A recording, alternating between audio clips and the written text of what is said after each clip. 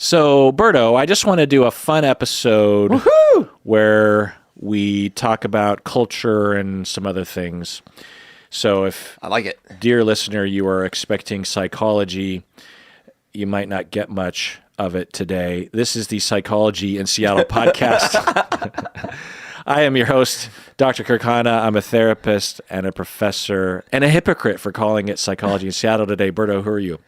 My name is Humberto Castañeda, and I design rubber lining for underwear. Berto, give me a gripe of wrath. Yeah, man. Listen, this one has been really griping me.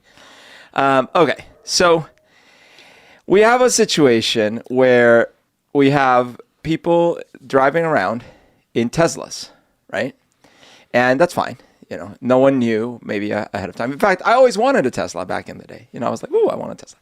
But then the Cybertruck comes out, and it's like, okay, by this point, I'm already like not a fan. But on top of which, it's like, gosh, that thing, like this big metal thing.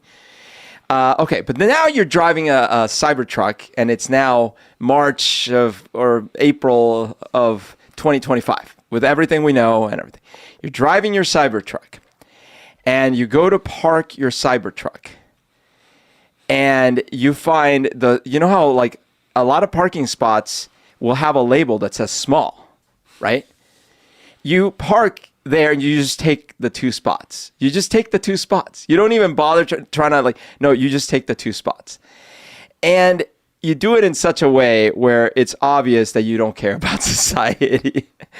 I mean, like, this just shows a level of psychopathy because there's people driving normal sized cars and they take the time to find a parking spot. You don't care. You're just like, you drive right up. What's the next thing would be the handicap spot, right? But that one's too narrow for you, so you need to take the normal. So yeah, and then the worst part about it is that a lot of the Cybertrucks are now wrapped in like special, you know, because they don't want their metal to corrode. So they'll do these wraps. And I kid you not, one of these wraps was the Master Chief Warthog. So I'm like extra affected by this because I love Halo. You know, I love playing Halo. And you've now like, yeah, I'm driving around in a Warthog. I'm the good guy. I'm like, no, you're not.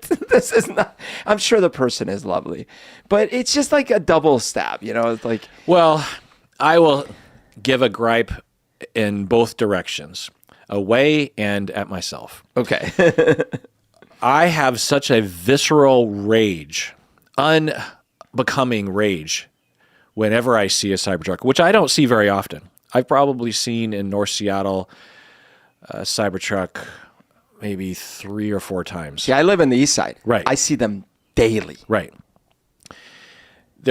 You're not that far from me, but it's a totally different kind of vibe where you're at on the other side of the lake.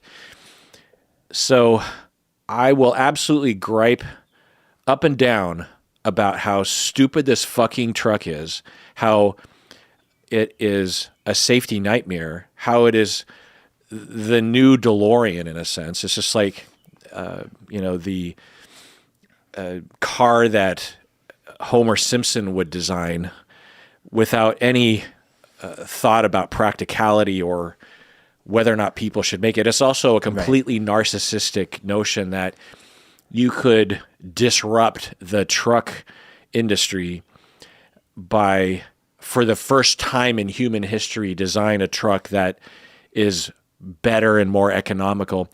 And it's fucking bullshit that, as we talked about in the deep dive on Elon, that he's always lying to investors and everything and to the public.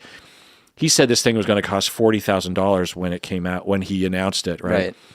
And it costs in excess of $100,000. And there's all these extra fees like, okay, fine, it's $90,000, but once you get it, you need to pay an extra $15,000 in order to actually drive it or something. It's like, well, it's just this subscription fee or something. I don't know. And you have to send it back to get better glue because did you see the recall they had? Yeah. Yeah. Now, you know, people release poor products all the time. There are car rollouts that are, laughed at. But Elon Musk is such a scourge on our society, a literal fucking Nazi. And it just embodies when I see a Tesla today, I 10% feel that way, but I also know that a lot of liberals who were trying to be green bought a Tesla, Yeah. So I don't have that visceral, but when I see for someone to have, because by the time the orders were being taken for a Cybertruck, Right. it was well understood that Elon was a fucking douche. Yeah. Is it sexist to say douchebag these days? I don't like it. You know my stance on it. What is your stance on it? That I just think it is a sexist word because the implication is like something that cleans a woman's privates. Ugh, disgusting. You're the worst kind of person. You know, so I'm like, let's not use douche. Let's use douche positively. Hey, you're a douche. What about like an enema bag? Because There we go. Everyone's got now we're dealing with power. everyone's got an asshole, just like everyone. Yes, everyone I like it. Yeah. He's such an enema. I like this because it's got it sounds like enemy too. It's like such an enema. I love it. Okay. Because he is. Yeah. And it's just such an absurd thing to have bought. And not even if the person's politics were fine, you had to have been an Elon fanboy to buy something sight unseen for that amount of money. And no one who needs a truck buys this truck. No one who is hauling things buys this truck. It's not a truck owner's truck. No, it's way too expensive. It's impractical. Why would you need bulletproof glass? There's all the videos showing it like next to like more normal trucks. And like the normal truck goes up the hill just fine. The Cybertruck gets stuck. Yeah. But even if it worked just like an F-150, it's a bloated, sharp-edged, ridiculous machine. The inside is like a luxury vehicle. Yeah. And that's not what you typically want out of a working truck. Anyway, so I gripe the fuck out of that stupid-ass truck. And I'm a rhymer, and I didn't even know that I was rhyming. But I also gripe about me because I am literally not screaming. I am firmly not pointing. So caveat after caveat. So when the very first Cybertruck I saw, I was on a walk around my neighborhood, and it came around the corner. And it almost, I had heard and seen all the stuff on the internet stuff, but seeing one in person, I viscerally just had this reaction and turned at the Cybertruck and said, "Fuck you." And I said it loud enough that if the window was down, which it wasn't, the driver would have heard. And I stared that fucker down. Yeah. And I stopped afterwards and said, "What are you doing?" Right. You don't know that person. Yeah. And even if they were an Elon fanboy or a Republican, like, that's not okay. No. That's not leading by example. That's not even rational. You don't know anything about that person. It's just a fucking car, but there's something so fucking enraging about that goddamn... It encapsulates so much. I will admit I am biased. So, like, for example, today I parked next to a huge truck. Not a Cybertruck, this huge truck. One of those, like, F-750s. I don't know how... Like, it's gigantic. I couldn't even believe how big this truck is. And I was a little annoyed because it's like, man, who needs that? It didn't look dirty either. It was, like, pristine. It probably wasn't even a Ford. It's probably one of those Dodge Rams. Maybe, yeah. But I got to tell you, as much as that annoys me, not as much as when I see a Cybertruck. So I admit, I am biased, right? It's like, it's all this other stuff around it that I'm really upset about. So this actually reminds me of another gripe of wrath, which is, okay. So if you're going to comment negatively about one of our videos, please do, just offer your insights on all these things. Uh-oh. But you better make sense and have logical consistency. That's what really grinds my gears of gripes. Wait, what happened? Okay, so in our Elon Musk is a Nazi video, there was a comment. No, it was, is Elon Musk a Nazi? Yeah, well, I relabeled it. But anyways, so there was a comment that says, so you'll notice the parts that I don't get upset about, but it says, this video, the two of them just agree about everything. This is not good. He should have found someone that would disagree with him. Then he says, the fat one sits there and agrees with everything that Pink Shirt says. So don't worry, you weren't being called fat. I was. How do you know that? I mean, because you were wearing a pink shirt. The fat one agrees with everything Pink Shirt says. It would have been more interesting if he had someone that disagreed with him. In the very next statement... So this is obviously a patron and a fan, right? Yeah, exactly. The very next statement says, but the other guy is too effeminate, so he gets... It's something like, he gets triggered whenever Pink Shirt starts making too much sense. The other guy? Me. So he says both of the following statements. One, we agree on everything. And I just sit there agreeing with everything you say. Yeah. And at the same time, when you start making too much sense, I get triggered because I'm too feminine. So I replied, and I said... Well, there are so many fucking problems. But I'm okay. Like, look, you wanna judge me by the quantity of my skin? That's riddled with problems. But I just care about the logic. So I replied. I said, okay, let me get this straight. So on the one hand, these two agree on everything, and at the same time, when one of them starts making too much sense, the other one's too feminine, so he gets triggered. Can you please explain this to me? And so, this is the thing. You can say whatever you want, but if you're not going to make logical sense, I'm done. I'm out. You've lost me. Yeah. That is it. That's where I draw the line. Well, for me, it all comes back to this principle that I follow in situations like this and in my personal and professional life, not professional with clients, but professional as a professor, that if you're going to be crazy, then I appreciate it if you're really obviously crazy. Because if you're borderline crazy, right, then I wonder if it's me and you or fair. But if you're completely crazy, then I could say, "Oh, you're crazy." Right, and let some steam off. Let some weight off your shoulders. So the amount of craziness in that comment that you're portraying, it's like, okay, obviously this person is either extremely uninformed or down a rabbit hole, or they're literally 13 years old and they don't understand anything about anything. No offense to 13-year-olds, but you're starting to make a little too much sense, and it's triggering me because I'm too feminine. So. So my gripe of wrath, I will say after the break. What do you say? Let's do it. So my gripe of wrath is that I was recently thinking about all the horrific screenplays that have been put to the screen. And I was just marveling at how bad the writing is in Hollywood these days. Oh. Just how horrible. And then I thought, oh, man. And so I'm really lamenting that. I mean, I've been lamenting that for a while. Now, are there some good scripts? Absolutely.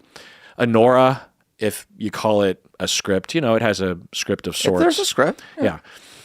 That there were some amazing scripts. You could even say The Brutalist has a good script, even though the second half to me was drawn out and unnecessary in a lot of ways. But then I just casually started, late at night, I like to watch movies. And I just will find myself watching clips of different movies and things on YouTube. And then I'll be like, oh, okay, I'll just watch the first 5 minutes of that movie. And then I find myself watching the whole thing. Well, I was doing that, and I can't remember what it was, but it was an animated movie. Okay. And I was marveling at, what was it? Was it Tangled? Oh, an older one. Yeah. Okay. I can't remember no, it was Penguins of Madagascar. Oh, okay. Penguins of Madagascar. Okay. Not what people consider to be the pinnacle of cinema. It's a kid's movie, yeah. But it is such a tight script, and it's actually trying to do something complicated. There's a nuanced villain. I think I've seen it. Like, isn't it like the penguins are stuck on a ship at first or something? They're trying to, they get lost, right? Like, no. So the Penguins of Madagascar has John Malkovich voices the villain, and he's Dave the octopus. Yeah. Who wants revenge on cute things because at the zoo, he was always passed over for cute things like penguins. Okay. And he wants to get back at the four penguins. But it's maybe that's the sequel. Maybe I didn't see it. Okay, but either way, what you're saying is like it has a lot of different. The storyline is good, and it's also a little complicated. Not only are they introducing the villain, Dave, but they're also introducing their competition, because the four penguins are like these special ops guys, right? Okay. They get things done. They're like a little paramilitary group, right? There's like Skipper and all the. Well, these other animals emerge as like real professional special ops guys. The lead guy is this wolf, and he's voiced by Benedict Cumberbatch, I think. Oh, nice. And they have all these gadgets, and they're always on time, and they have computers, and they're smooth, and they never do random things. Whereas the penguins, they manage to get things done kind of like Mr. Magoo, where it happens to work. Yeah. But totally but it always ends up working. Yeah. And so they're introducing all of those characters, and they do it so well. Like nice. By the end of the movie, you have fully fleshed out, because that's the thing with all the Marvel movies and other kind, is they're trying to introduce too many characters, and they don't even know how to do it. And the movie is overly long. Penguins of Madagascar is probably like a typical 90-minute movie. Yeah. And it has heart, and it makes you cry, and it has action, and it has suspense, and it has humor, and it has interest in things you've never seen before. Right. It's just the Penguins of Madagascar.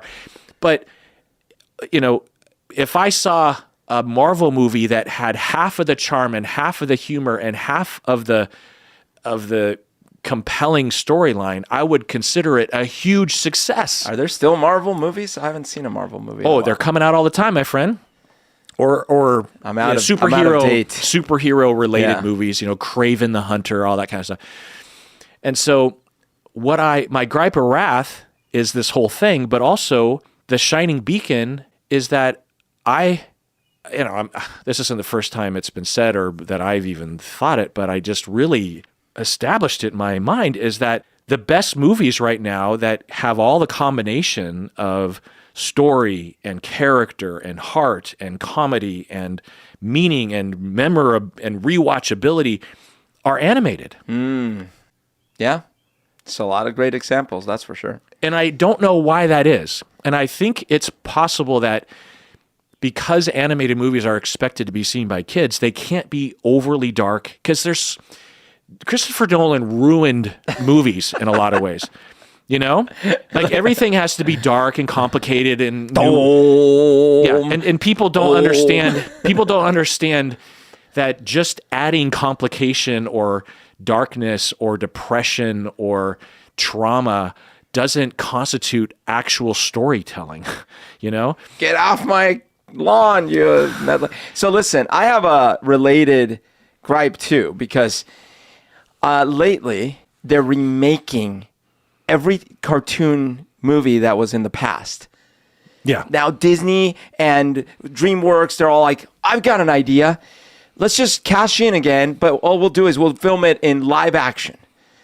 Well, in quote unquote live action. Yeah, actually live action with crappy CG anyways. But it's so frustrating because number one, no, I didn't ask for this. And some of them are ridiculous. Like, for example, the How to Train Your Dragon.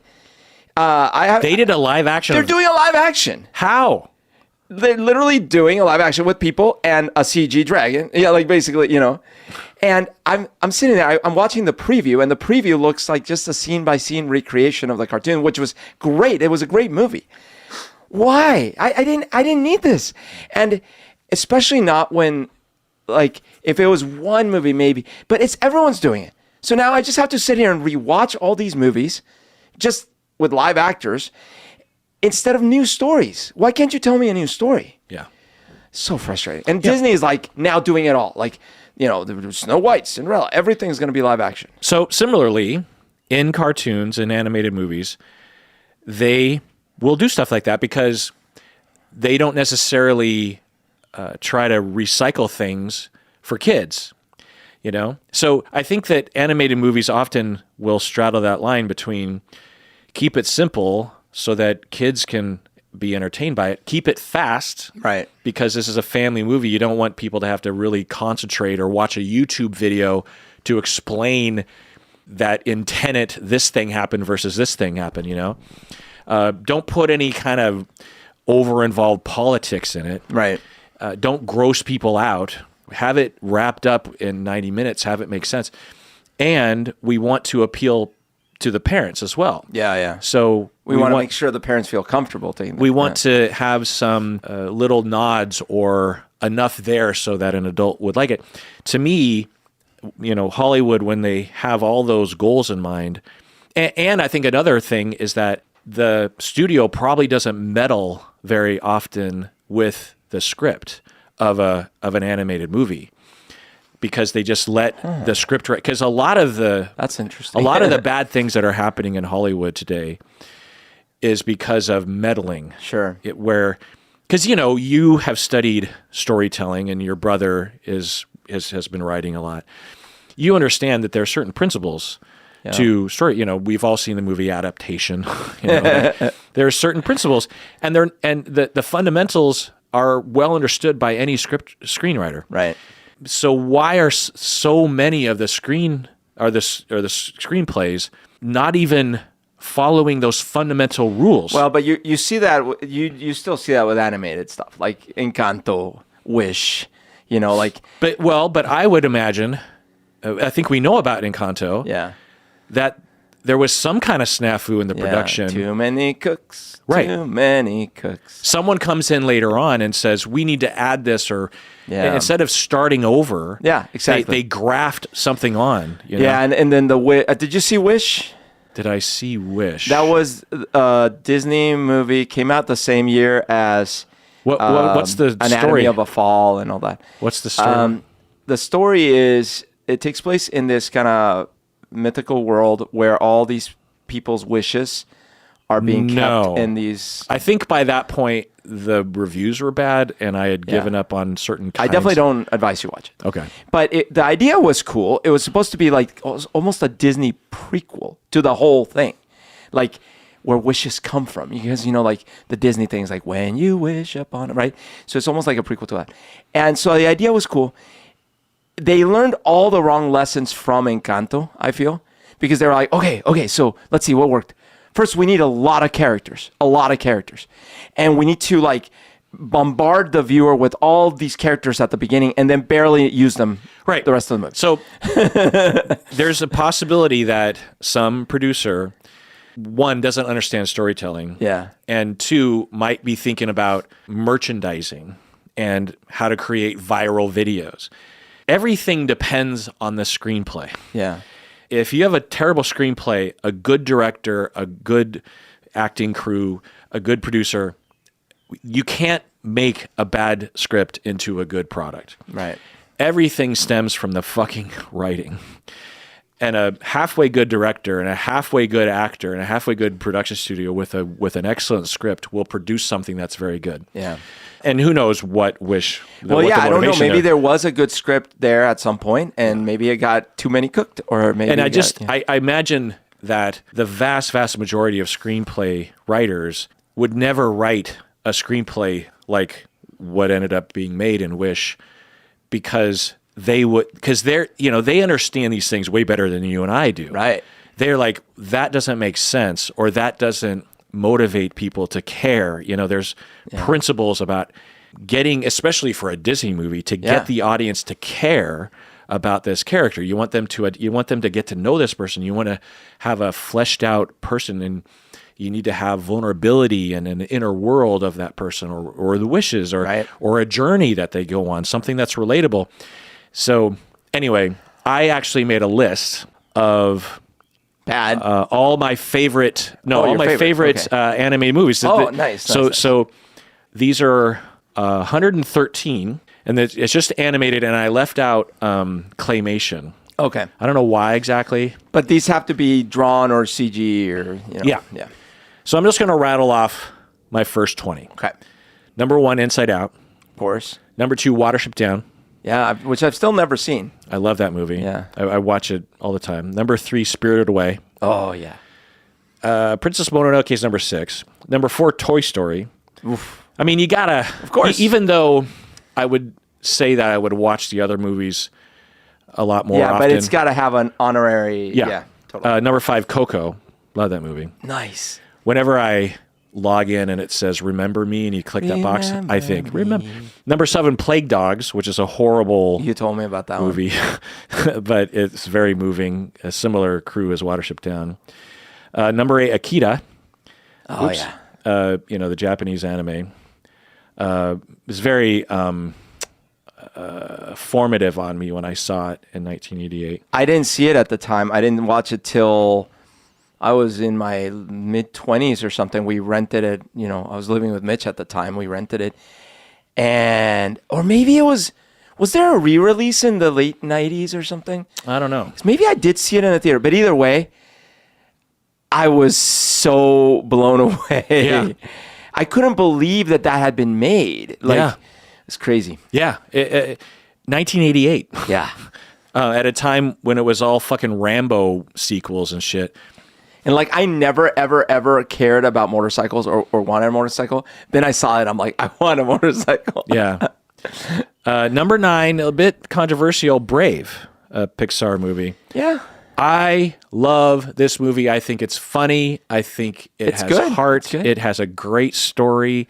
It's very grounded, if you will, in folk myth.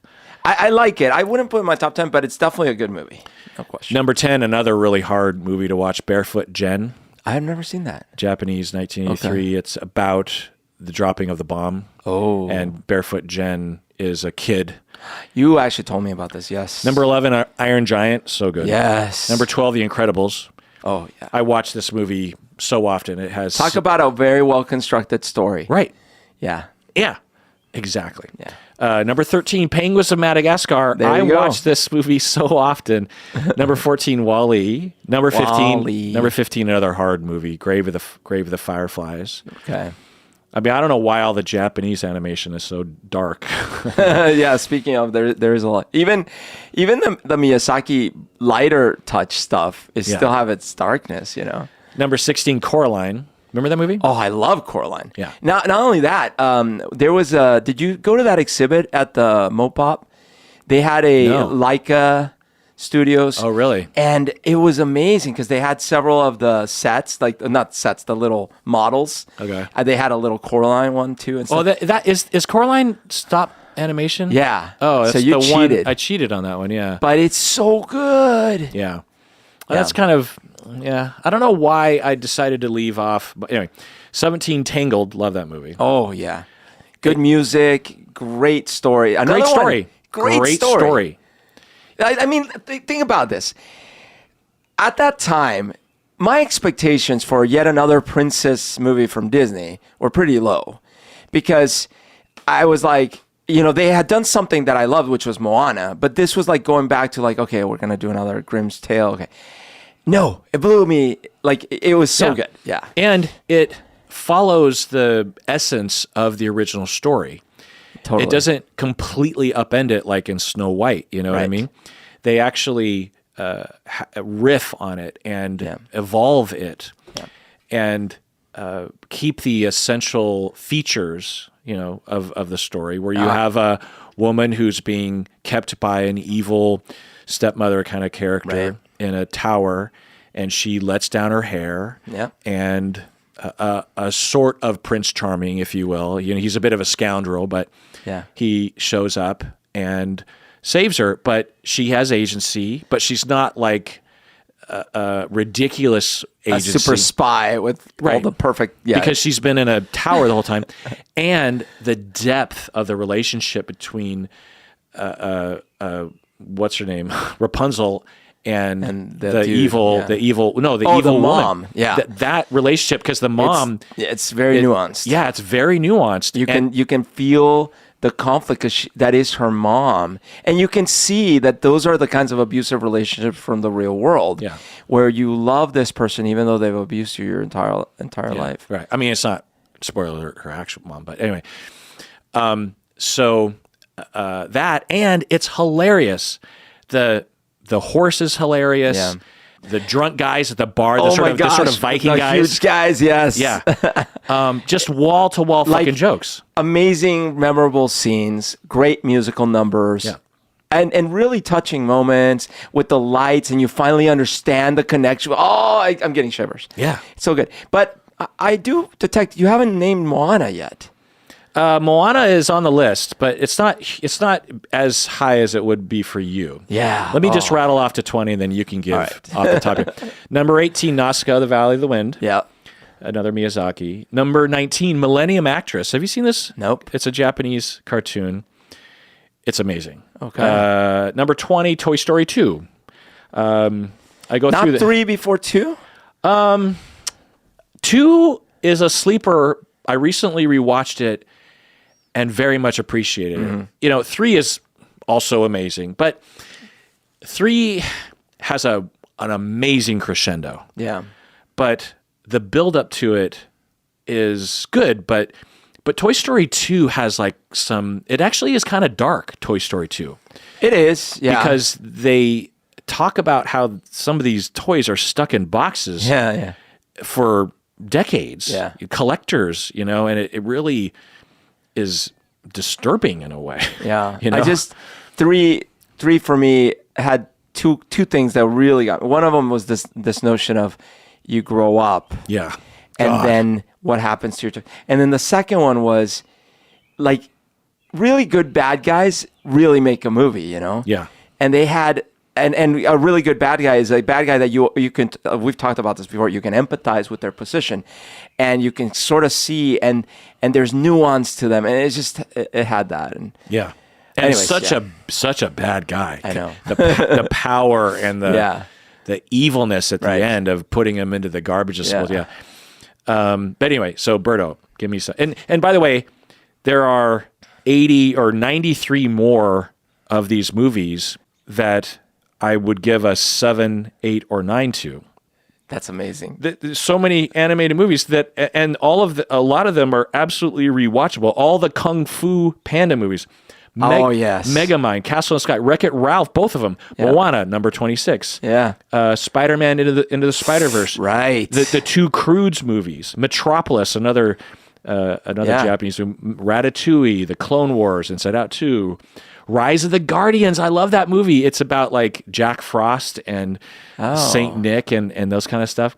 I've never seen that. Sausage Party. Oh yeah, that was funny. Another one, Legend of the Guardians, The Owls of Ga'Hoole. I even love that one. Triplets of Belleville. Oh, okay. I love that movie. That is such a different experience because, first of all, it's basically silent. Not silent, but you know they don't. There's not a lot of dialogue. There's a teeny bit of French, but almost nothing. Yeah. And the music's great. Yeah. And the story is so touching. Yeah. Like the grandma, and she's helping him, and he's like doing this. And then it's just amazing. Yeah. Love that movie. But a couple things that I would mention there. Ninja Scroll. Did you ever watch Ninja Scroll? No. It's a Japanese anime where it's about obviously a ninja, but it's these like hyper, you know, not realistic, you know, of course, like super powerful ninjas and things. But the storyline is, again, great story. Evil bad guy, like just like horrible bad guy. But it's got a lot of these great tropes of they have like the blind ninja, they have like different things. The weaponry is really cool. The fighting scenes are like Crouching Tiger like level. It's so good. So that's really good. For me also, there's some classics that I have some really good attachment to. Fantasia, I just went and watched the Seattle Symphony playing while you watch scenes from Fantasia. It was so good.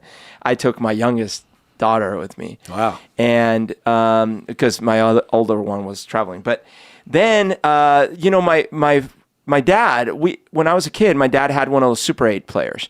And so we had a lot of Disney movies, but these weren't the full movies because they couldn't cram the whole movie in there. So it was like the best scenes. So it was really funny. I growing up, I thought I had seen all these movies, but I hadn't seen the whole thing. But Sleeping Beauty was one of my favorites because Yes, I know female empowerment because the guy saved. But as far as like animation and suspense and the evil Maleficent and the scene when she transforms in a dragon and the fairy godmothers fighting for what's all good in life, it's so powerful. And I loved it because there was this really sense of dread when Maleficent invokes all the powers from hell and she grows into the coolest and most evil looking dragon you've ever seen. And then the lone warrior trying to fight against all odds with the help of I love that thing. And then there's many more, but Robin Hood, the Robin Hood Disney movie. Yeah. I don't know if I've ever seen that one. Yeah. First of all, amazing songs. That's from the 60s? No, it's a little. Oh, the sort of 80s version. I think so, yeah. Okay. But it's so good. First of all, it was done in that style where they had, I think, the animations were very human-like, Right. And the voice acting, every actor is amazing. They just pick the right balance. The King John is amazing as a bad guy because he's that perfect combination of super evil but also like hilarious, and he's got this interaction with the snake. And then the relationship between Little John and Robin Hood is amazing. All the characters are great, and the songs, like I said, the songs are just really grand. So me and my brother would watch that on VHS constantly. Yeah. Well, let's take a break. When we get back, I have a gripe of wrath from wife, Stacy. Ooh, let's do it.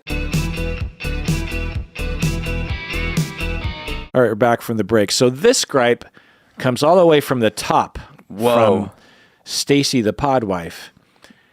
She gave this gripe yesterday. She turned to me and said, "Are you doing gripes of wrath anytime soon? Because I need you to gripe about the following." And I want to gripe about it too, personally. Okay. So as you get older, you start needing glasses for everything. Oh, yes. For reading, different types of reading, driving, looking at your phone, looking at your computer. It sucks. Sleeping. Like, I remember watching or seeing my parents or others needing reading glasses. We understand that, half moon, whatever. The impression that I got was that you just needed reading glasses and you were good. Yeah, the little things that slink down on your nose and you kind of look down. Like when you're reading, yeah, and then or like the newspaper or something, or you're looking at your phone, you put on those glasses, and everything's back to normal. No, that's not the case.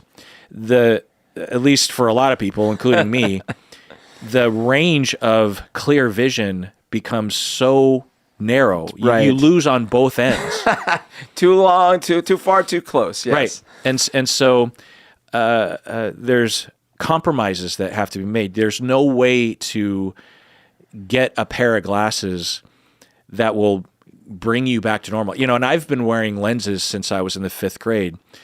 I'm accustomed to going to the eye doctor, them measuring things and writing a prescription, giving me contacts or a set of glasses. And as long as I'm wearing those lenses, then everything's good. I can see far, I can see close, I can function. Right. One size fits all. It's completely different now, where you're talking about progressives and you're talking about bifocals, and you're making sacrifices. You're like, okay, well, fine, with the progressive lenses, I can see far, I can see near, and I can see close, but I can't see anything very well, and I have to look very precisely through certain areas, and my peripheral vision is all fucked. It's hurting my eyes just thinking about it. Or I have to buy several pairs of glasses, which is what because I hate looking through a narrow point in a glass, in glasses, lenses. So you need one of those like Star Wars style utility belts. Basically. Yeah. I mean, I don't know if you saw, but I'll have, I basically always have 2 pairs of reading glasses around, one to see like a book or my phone. Oh my gosh. I mean, I can see my phone with my contacts. Yeah. But if I really want to see something well, then I put on this sort of light magnifiers. But sometimes, like if I'm doing Lego or something, I want to see up close. So I wear anyway. And then I also have glasses for driving because I can see, it gives me the ability to see far. What my eye doctor wants me to do is have contacts that lets me see far. But the ratio of time that I am spent looking in the distance versus looking at things up close is not even close. Right. So I'd rather see things up close without glasses on my face and have to put glasses on my face to see things that are... Anyway. Yeah, right. So what you learn is that there's this whole movement, and I don't know if it's pseudoscientific. I haven't had time to look into it, but it's unappreciated at the very least, that there's these blue blocking lenses. Have you heard about this? I've heard about it in the context of like it helps you sleep to have less blue light, but Right. I don't know if that's the... I don't know if that's precise or the only reason, Okay. but they will say it has to do with fatigue. Oh. So you will buy readers online or at the store, and they all have this yellow tint. Oh, because they're Blue trying to block blocking. the blue. And you can't find... Non-blue blocking. Yeah. Oh, no. So okay, fine. You're at the Walgreens or the drugstore and you buy readers. They just happen to buy from the wholesalers. For whatever Sure. reason, this drugstore has this blue blocking thing. Okay. No, I go to the eye doctor yesterday and I'm buying glasses that are $800. Right. You're shelling out. This is, the big game. Yeah. I'm paying for custom prescription glasses. They're good for night vision and the tinting and all the things and the... All the options. Yeah. You can have the kind that are progressive or not. Right. You can have the kind that are bifocal, or you can have the kind that are bifocal but you can't see the line. You can have just regular glasses. You can have the kind that tint in the sun. You can have the kind where they have these magnets and you can actually just put the sunglass part over the glasses. Oh, I used to have something like that. Yeah. Yeah. You can get thin. You can get anti-glare. There's all these options. Right. The one fucking thing that you have to take that they shove down your throat is blue blocking. Meaning yellow tint. That's all blue blocking What? means. Is the entire world is tinted That's yellow. not an option? So I said, this is an eye doctor. This is this is the glasses department at my eye doctor. Yeah. And this is a modern facility. Right. Everyone there is a hipster. Everyone there looks like a fashionable young person. They know their shit. They know Yeah. how to Google stuff. And I'm like, I don't want the blue block. I don't want yellow tint. And she says, well, it's for fatigue. And I'm like, I don't have eye fatigue. I don't have that problem. My eyes are not tired. I just need to be able to see the world as it fucking is. I did say that. Sir, you do sound fatigued. And she said, in this style of bifocal lens, where it's reader on the You bottom, can only get home. it's only, and when they say blue blocking, Right. that sounds nice. But what they should say is yellow tint. Yeah. Because that's what it is. It's yellow tint. Oh, man. And it changes colors. Yeah. And so Stacy, when she's getting glasses, they're all like this. All of them. Oh, no. She is an artist. Oh, geez, of course. So she is either painting or she's doing photography stuff. And she gets glasses so she can see her computer. Oh, my gosh. And it just messes all the colors up. All the colors. That sucks. And there's no option. Oh, my God. I mean, the one thing I wonder if they sell is like something of an overlay that cancels it out. Oh, my gosh. How dumb. Like, I know. yeah. Like that you wouldn't even have the option. Yeah, just give me the option. And I suspect, I don't know, I haven't looked into it, but I suspect this is pseudoscientific, at least 90%. That there's a bunch of fatigued people out there who aren't sleeping well, and they heard on TikTok or something that blue blocking will solve all their problems, and they just go with that. oh, that's the new thing. Because I don't as a lens wearer since 1980, I don't remember any yellow tinting or tinting at all of any glasses or contacts. Yeah, same. Until maybe 10 years ago or something. So that's Stacy's gripe that I am piggybacking on. Okay, so I do wonder something about this. Because I have, in the last few years, so here's what happened. Several years ago, I'm driving on the freeway or something. And I noticed something. I'm like, the sun today, it was like a sunny day. But I was like, why does everything look artificial? Like, the light doesn't look legit. Like, this is a sunny day, but it looks like a fluorescent sunny day.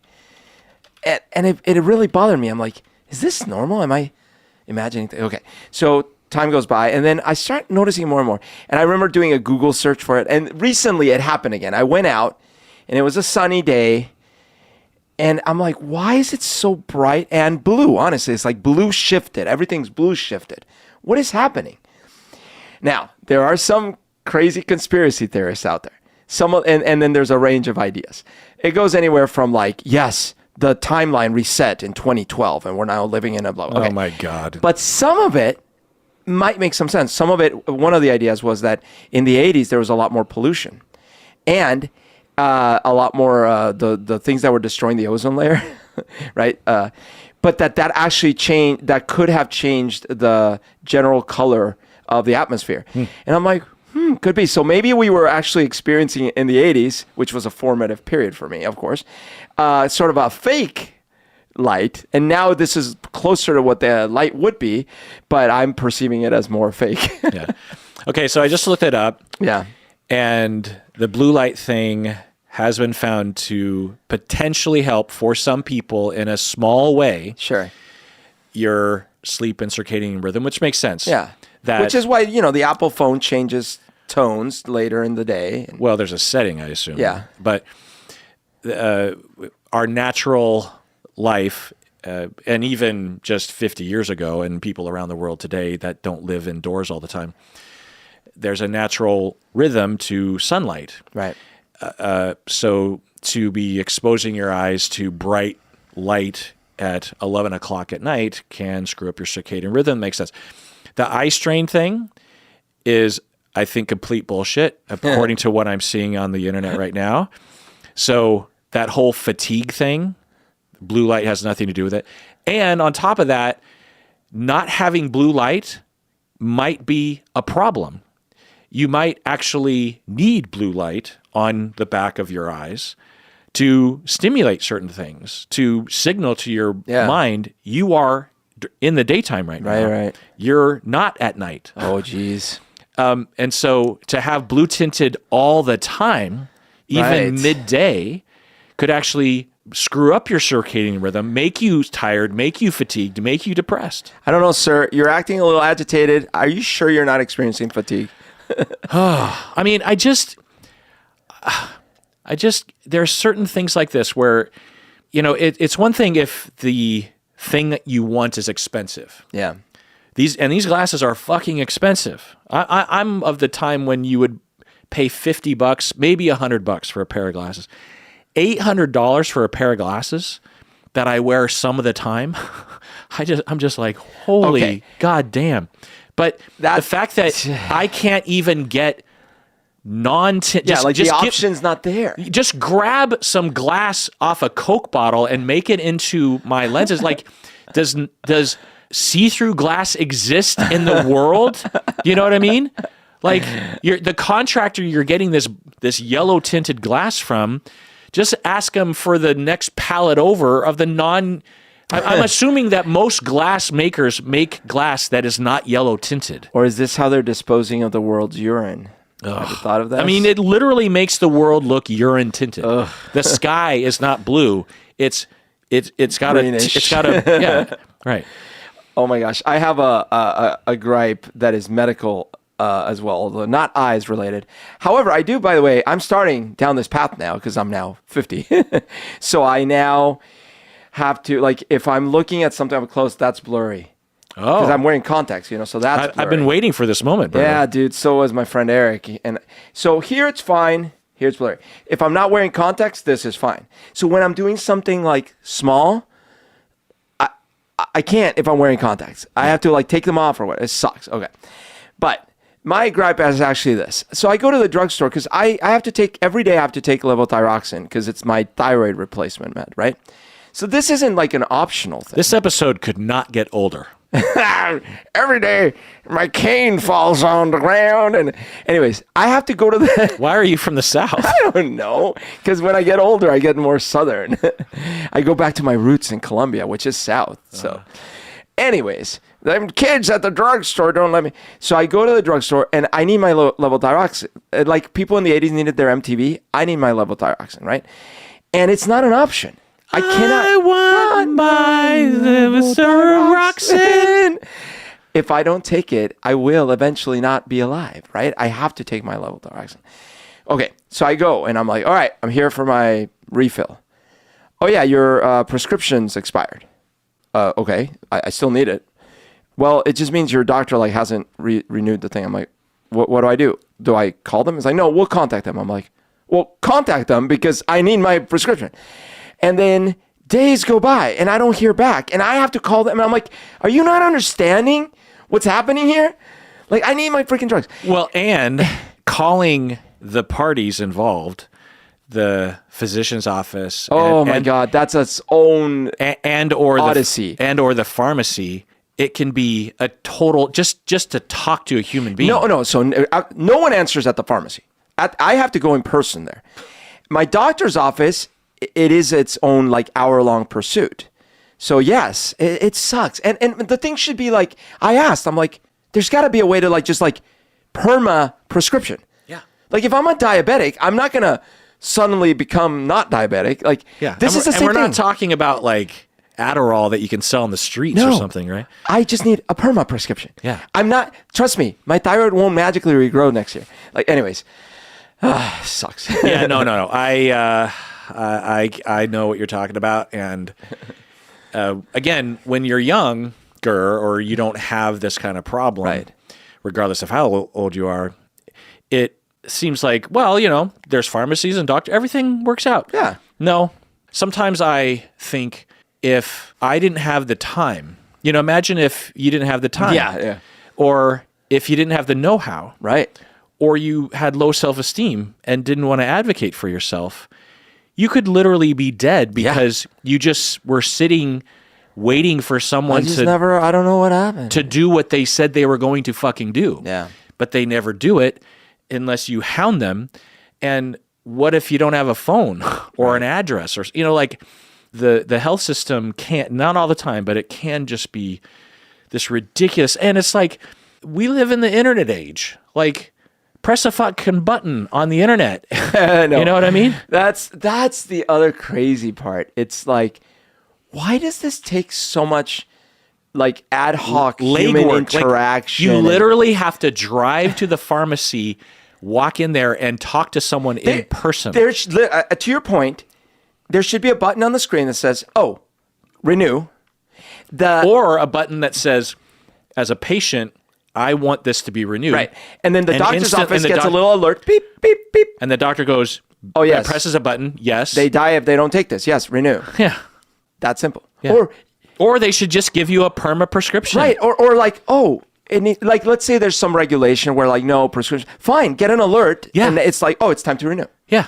Get a reminder for yourself or set one. Oh my God. Yeah. Anyways. Well, to cheer you up, Berto, I have a gift for you. Ooh. I have no idea what it is. Oh my gosh. But before you open it, I'm going to read. Okay. This is from Layla from Canada. Layla from Canada. Layla. Patron and YouTube member. Got me on my feet. She says, "For Berto, I got you something." Oh my gosh. That's no moon. It's a dice tower. So so you can roll your dice. That is massive. Can I start looking at it? Let me read. Okay. I had to choose this one for you and hope you can enjoy it on a game with Kirk. It was hard to pick what kind of towers to make for you and Kirk, but I know how special Star Wars is to you both, especially child 9, Berto. And I love the many By the way, the prequels are looking better and better to me. As time goes on. Yeah. I love the many Star Wars episodes you recorded over the years. Well, there's at least one of you. Also, thank you for your cameo in response to my slightly stressed message about my chaotic life. I did a cameo for Layla. Oh, nice. Yeah. So open it up. It is a Death Star. Oh my gosh, this is epic. It is. So it's no moon. So she made it maybe with like 3D printing, maybe. It looks really professional. So it comes. So there's a hole. Yeah. Where do the dice where come you out? shoot your photon torpedoes, and the dice must roll out down here. Ah, okay. Let's test it out. So she gave me a Star Wars themed dice tower as well. I see. Yeah. So it makes it so that it rolls. it guarantees that it randomizes. Right. You know. Can I roll a 20? Here's wow. Let's roll. Okay. Roll a 20. Let's see what we're gonna get. Intelligence check. What'd you get? Ooh. Is That's not very high. A 3. A 3. But I had a bonus, so I get to roll again. Okay. An advantage. An advantage. That's good. 13. 13. Lucky 13. I went 10 points higher on my intelligence. Yeah. So there you go. Well, thank you so much, Layla. Oh my gosh. Thank you. She gave everybody a gift, and I already opened mine on a video. Amazing. And she also gave Stacy an elephant-shaped jewelry holder, which was very sweet. Oh, I'm going to put this in my live stream. I mean, that's a thing you could put on a shelf. Yeah. This is going in my... It's a Death Star, by the way. It's a Death Star. We got Death Star. This is amazing. Yeah, it's like the size of a soccer ball. Thank you. Thank you. The size of a water polo ball, right? Those are little, because they can palm those. Anyway, well, that does it for that episode of Psychology in Seattle. Everyone out there, please take care of yourself. Don't drive a fucking Cybertruck like an enema bag.